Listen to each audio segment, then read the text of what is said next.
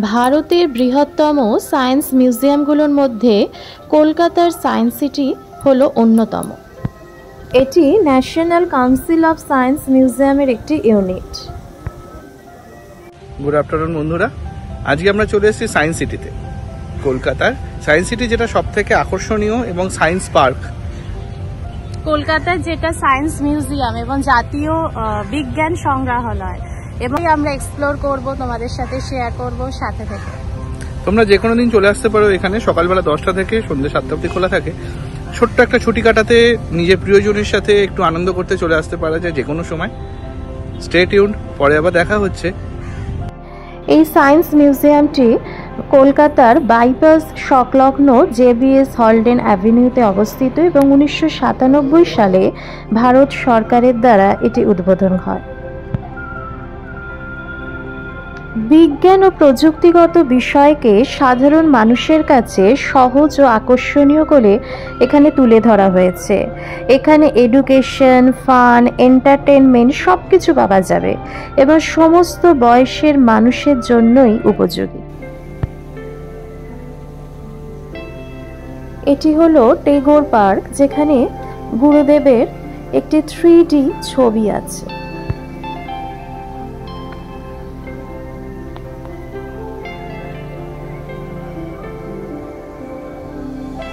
এটি evolution park রিনোভেশনের কারণে বন্ধ আছে।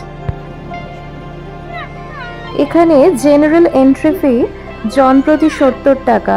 তবে space theatre, 3D show, science on a spare, time machine, ropeway এগুলোর জন্য আলাদা চার্জ আছে। তবে রিনোভেশনের কারণে কিছু শো বন্ধ আছে। আর আমাদের দুজনের সব নিয়ে লেগেছিল 640 টাকা।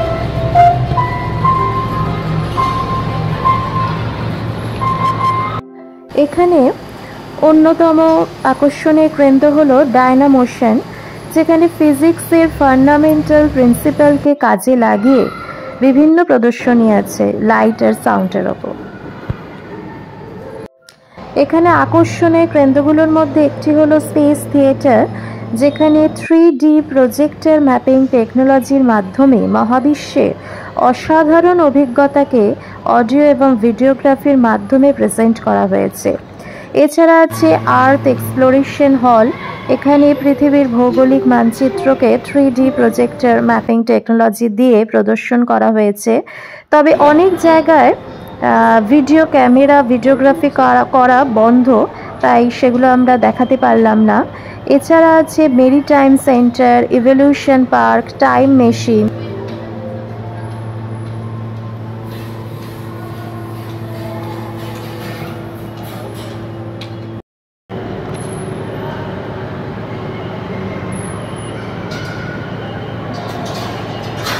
কেমন লাগছে?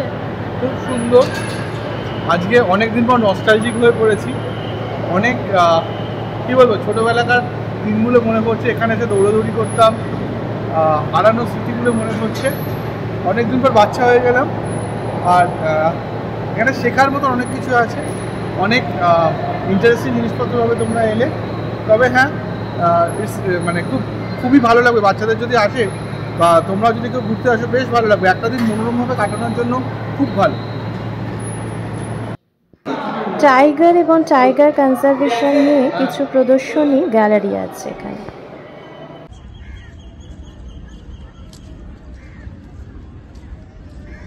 এখানে বিজ্ঞান চর্চার সাথে সাথে আমরা প্রকৃতি চর্চাও করলাম। আমরা সংলগ্ন বাগান থেকে কিছু পাখিও দেখতে পেলাম।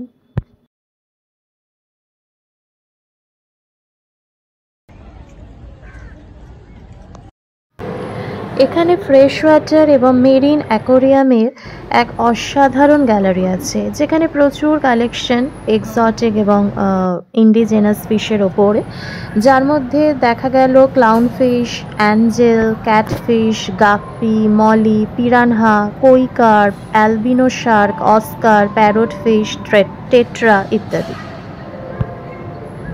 এটি হলো আরগাস। এটি প্যারট ফিশ। এটি হলো শিফরা। এটি হলো ব্ল্যাক পিরানহা, যেটা মাংসাশী।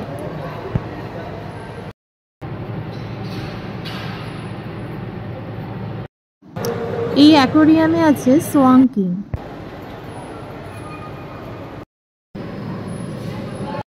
এই অর্নামেন্টাল ফিশের নাম হলো কিসিং ফিশ। এটি হলো ক্রোকোডাইল ফিশ। এই কালারফুল ফিশটি হলো অস্কার। এটি হলো অ্যালবিনো শার্ক, সাদা রঙের শার্ক। এটি হলো ডিসকাস। এটা ডিসকাস না, এটি হলো অ্যালিগেটর গার, যেটি একটি লিভিং ফসিল।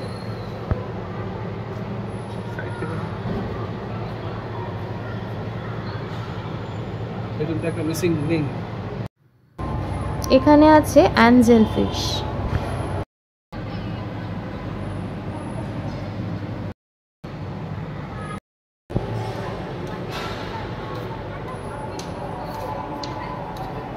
এটি হলো সিকলিড ফিশ।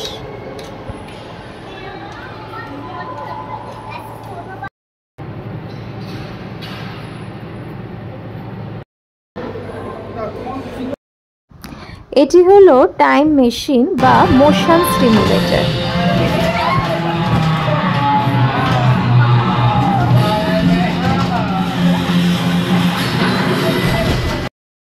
ঘোরার সাথে সাথে ক্যাফেটেরিয়াতে গিয়ে নিজেদের একটু রিফ্রেশ করে নিলাম।